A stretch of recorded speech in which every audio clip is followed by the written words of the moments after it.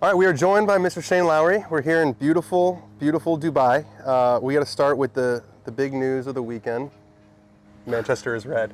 Manchester is red. Give me you can't leave me hanging. Oh, after sorry, that. I didn't see it. We're back. It was unreal, wasn't it? How it was like? It wasn't just that we won. It was like it was fun. It was a fun experience. I know, but there's been a few of those in the last while. False dawns. Yeah. We'll see how they get on against Arsenal this weekend.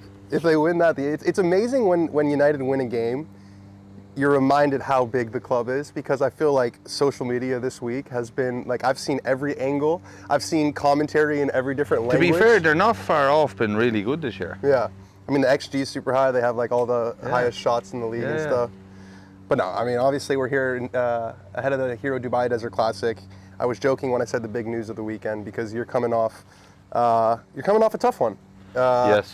So you had a real chance to win the golf tournament at the Dubai Invitational, which was like 20 minutes away, 15 minutes down the road. Can you just walk me through that 18th hole? Yeah. Well, standing on the tee, I had a one-shot lead, and there's probably not many harder holes that like tee shots will play. I hit a great tee shot, and yeah, went down there and kind of went through my routine and felt like I was just in a semi-rough and felt like the ball was going to spin up a little bit, and tried to chip a 9-iron and just come out a little flat and over the back in the bunker. And from there I was a bit,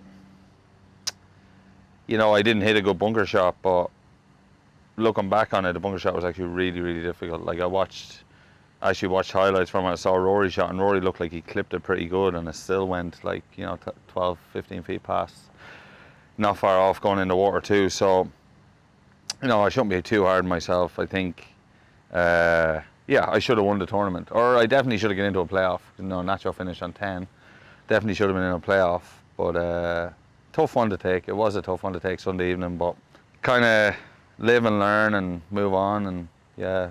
When you're sitting in that bunker, obviously if I'm in that position, I'm seeing the water, I'm shitting my pants. Like, what's going through your head? Are you thinking about the water? Are you thinking about? Yeah, the water's there. It's going to be hard, but like you're just trying to get up and down. Like I'm thinking if I can get it up and down. I didn't know what Nacho was doing.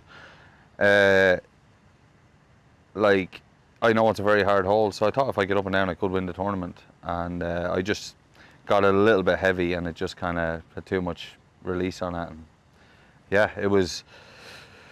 It was.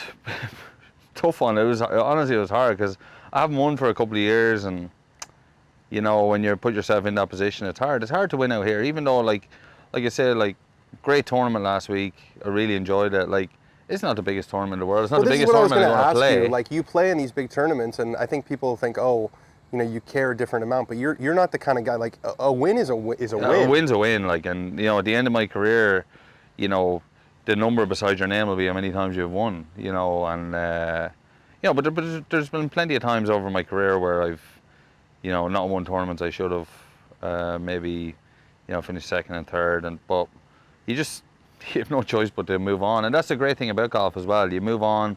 Like 4 days later, I've teed up here at the Desert Classic. Well, you also have everything ahead of you this year. I mean, it's the first tournament of the year. Like you've got. The one thing you go out with your first week of the year, and it's always like this, and you always have like a little bit of anxiety about, how's this year going to go? How am I going to play? And to get it off to a good start and play good, I think was very was nice. Is your family here? No, I'm on my own. So what do those moments, like the hour after that? Is it a phone call to the wife? Like what is that? Take me through that. Yeah, first person I spoke to was my coach. I called my coach, Neil. I went back, so I was staying on site at the hotel, and we were moving across to the hotel here, the other side of town, close to this course, this week. And I was packing up my stuff in the room, and I called my coach, Neil. Just talked him through it for 5 minutes. He listened. Called my wife. Kind of a therapy session? Yeah. Called my wife then in the car on the way here. And yeah, it's a tough evening. To be honest, I felt like sitting in my room and just getting room service and watching TV and sulking. But I went out and I had some dinner with friends. And yeah, but even like yesterday is a bit weird. I came out here and hit a few shots and played 9 holes to try and get out of my system. You do think about it for most of the day. But like today, I'm feeling pretty good this morning, and today's a new day, and I think once this week starts, like this week's a big tournament, and I'd like to give myself a chance again this week. Yesterday was one of the most difficult days of my life with the time difference. You are a guy who spends a lot of time in Ireland. You fly, I know you live in Florida. How do you guys deal with, like, it breaks my brain that Tommy Fleetwood lives here. I know. And plays on the PGA Tour. Like, I actually felt, I felt like almost physically sick yesterday. Yeah, Do you have any tricks for jet lag that I can take? No, the first day is always brutal. Like, you just have to stay awake as long as you can that day, and you try and stay awake like extra long, like till 10 or 11 o'clock that night, and then try and sleep for as long as you can. Did you sleep last night? Well, the problem is we had to do our live show, and we did it. We went live at 10 p.m. here at the clubhouse. So I woke up at like 2 a.m. I was trying to sleep, and I saw my buddy Patrick Rogers in the mix to win, and so I was rooting for Patrick big time. Yeah. He doesn't get it done, then I'm wired, then I'm here. So no, I was up for like 24 straight hours yesterday. Yeah, I know, yeah.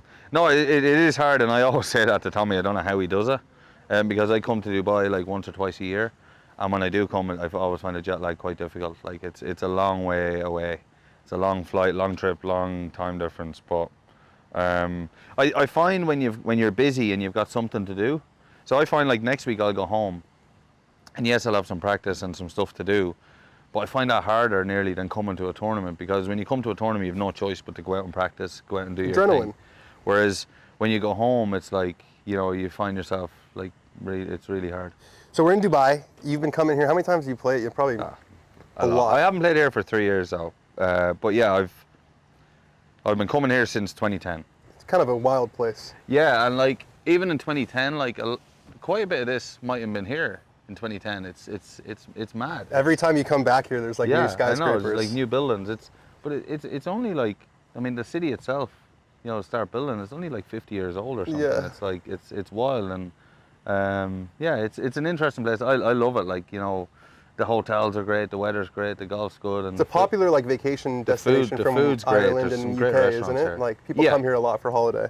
Yeah, they do. Yeah, a lot of people come here for holiday. See, it's a lot of people from Ireland used to go to like Portugal, Spain, but then this time of year the weather's not great down there. You might get a good or a bad day, and then but here you're guaranteed some good weather in January, which is nice. I feel like your off-course profile has really increased these last couple of years. Like this off season, you're doing TGL, you did the Skins game, you did the Golf Channel games. Are you like comfortable with it? You're a big star, Shane, is what I'm saying. I sometimes, I don't know. Yeah, I don't see myself. I do certain things. I enjoy doing it. Like I'm not trying to be a star. I just I get asked to do certain things, and I decide whether I want to do it or not, and I do it. And it's like, I don't necessarily go searching. Obviously, I have an agent who goes, looking for stuff for me. But I feel like golf has become quite popular over the last few years. Even you've noticed. I mean, this is what number of years is this for you on tour? Oh, this is the start of my 18th season. Yeah. So you've been doing this a long time. Do even you feel like when you're walking around, whether it's Florida or international, you feel like it's bigger? Yeah. I feel like, to be honest, obviously I've done some great things in my career, but after Ryder Cup last year, I feel like it changed. It was a whole different level, because I think the Ryder Cup reaches like a different audience. So let's talk about the Ryder Cup. Do you guys care more and have smarter stat people? Because that is the narrative. And I have said publicly that I think that is a little bit simplistic. But, and obviously it's one of those situations where the winning team is the greatest team in the world, and the losing team is they did everything wrong. Yeah. But especially those 2 points of like the caring more and then like the stats stuff. Like, I think we have stats people on our side too. You've been a part of these last 2 teams, and there's obviously something special that you guys have, this group, and you had 12 of the same fertilized eggs that you had from the last Ryder Cup. I like that way. Yeah, it's the cleanest way of putting it. I mean, 11 of the same guys, and then 1 twin for another twin. It can't be as simple as caring more or stats advantage. No, I don't think we care more. Like, we're all professional golfers. Like, we all want to win. I'm sure the Americans want to win as much as we do. And I don't think it's as easy as saying we have a better stats team. I do think Eduardo, being a player, being a stats guy and a player, and he understands playing in a Ryder Cup and what comes with that, I do think that helps. And I just think we've you know, we've got a great team over the last 4 years. We've managed to build like a bond and a team kind of, and I think the continuity going into last year was unbelievable. Like that was everything, and that was huge for us. You know, we had 11 of the same players, and Rasmus was there in our team room in Rome as well. So like it felt very samey. Yeah, you know, we had the same backroom team, we obviously the same captain, we had the same everything. So I felt like when we got to New York the week beforehand, we were just like, you know, back. It's like, you know, and I feel like even in the lead up to it, we all went back and we played in Europe. You know, some of us played the Irish Open, and a lot of us played in Wentworth. And I feel like we spend enough time away from the PGA Tour to be like, right, this is us against them. You know what I mean? You leaned into that. Yeah, we do. Like that was what it used to be. Years ago, that's what it used to be. It used to be like our tour against their tour. But obviously, we all play the PGA Tour now. But I think us spending enough time in Europe and being here, you kind of realise you're playing not only for the team and for everyone else, you know, for your families and all that. You're playing for like the tour and, you know, this guy on the tour and whatever. And even like the non-Europeans on the tour would be like, you know, wishing you luck, you know, in the Ryder Cup and excited about it. So yeah, there is a lot more to it than just being like, oh, we care more, we're going to win. You know, yeah, I do think we come up with a great plan and we executed it. That was it. We played better. You guys were named the BBC Team of the Year, which is a pretty damn big honor. When you look back on that week, what are you most proud of?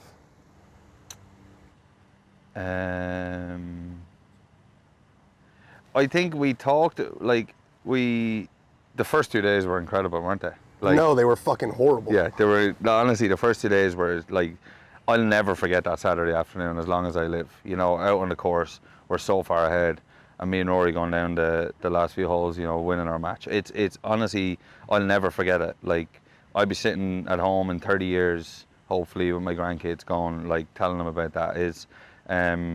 Just smashing the Americans and quieting the crowd. And like, golf doesn't get recognised at that BBC Awards like it should do, or it hasn't.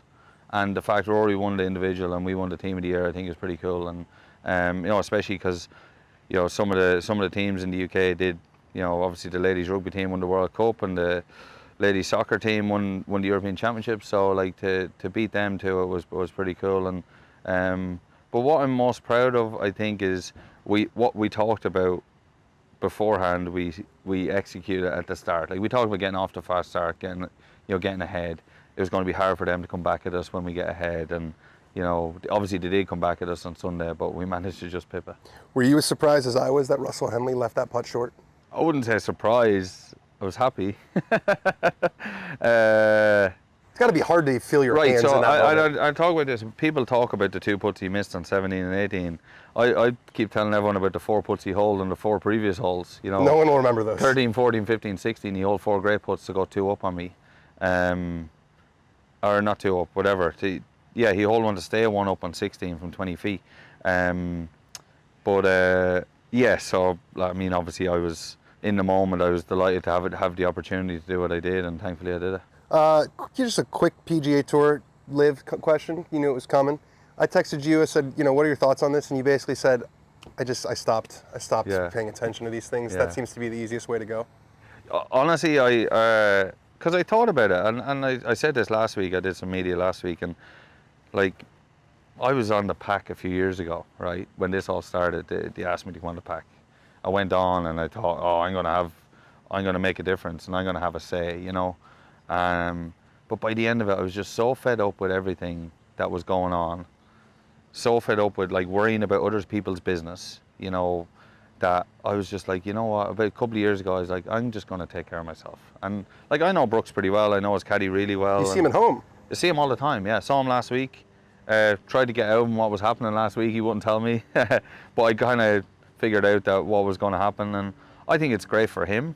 I think the fact he was able to, you know, he wanted to leave Live and get back to PGA Tour, and it happened so quickly. I think he was very fortunate for that to happen like that, and it'd be pretty cool to have him back in the PGA Tour. You know, he's a big name in the game, and he's a really good player, so yeah. I have to ask you, you have a habit sometimes of saying, F this place. Yeah. Fuck this place. Fuck this place. I am a fan of yours, obviously. Okay. And so what I've told my viewers is I think you're saying, fuck this mental place that I'm in. You're not saying fuck this actual physical golf course. Is that just something that like you say in your life and it kind of bleeds in? Because I don't think that you're trying to slag off the golf course, or maybe you are. No, no. There's certain courses I don't like. And you're not afraid to say it. It's funny because I finished second at Oakmont the last time, so I'm at Oakmont and I'm saying it. But like, I'm a bit 12 over par for the tournament. I mean, what do you want me to say? I just three put. I remember that hole as well. I hit lovely wedge shot into 10 feet on the par 5 to the back left pin, and I think it was the 6th. And I three putted, and I was just like, you know, what do you want me to say? Do you want me to say, oh, this is great, like it's so much fun out here shooting 12 over and been made look like an idiot? Feel like you're hitting decent shots in the greens or rolling off into the rough and can't get up and down. You know, it's, yeah. And Well, then obviously, my other one was at, I didn't say it about Augusta. My other one was Quail Hollow when I was in the plug mark, and they changed the rule. Oh, you were in someone else's pitch mark? Yeah. Oh, so you were a catalyst for change. 2 rules were changed because of me last year. What were the other one? The one where my ball moved to Port Rush, that's changed now as well. It's only 1 shot penalty Yeah. now, right? Yeah. Okay, so you're just trying to I'm just changing the game. Beautiful. Couldn't have left it at a better spot. Thank you so much for joining us. Perfect. I really Thanks, Dan. appreciate it. Cheers. I always Veg. appreciate your time, Thank Shane. you.